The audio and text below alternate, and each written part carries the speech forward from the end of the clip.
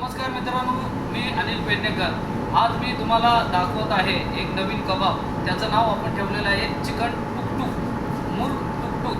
तर त्याच्यामध्ये आपण बेसिकली हे दोन मसाले बनवून घेतलेले आहेत। एक येलो बेसमध्ये आहे मसाला आणि एक रेड बेसमध्ये आहे।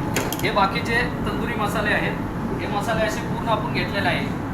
हे आहेत आपले दिलीप शेफ तंदुरी शेफ आहेत, गडवालचे आहेत, फार सुंदर शेफ आहेत। तर याने हा मसाला प्रिपरेशन केलेला आहे। अशा प्रकारे हा कबाब देतोय मित्रांनो। हा कबाब झाला, याचे 4 पीस 8 पीस आपण देत आहे हा मसाल्यामध्ये। त्याच्यानंतर आपण हे जे सलाड मित्रांनो बनवतो, हे सलाड जे आहे हे रिंग सलाड, तंदुरी सलाड प्रत्येकजण देतात, हे आम्ही रिंग सलाड देतो।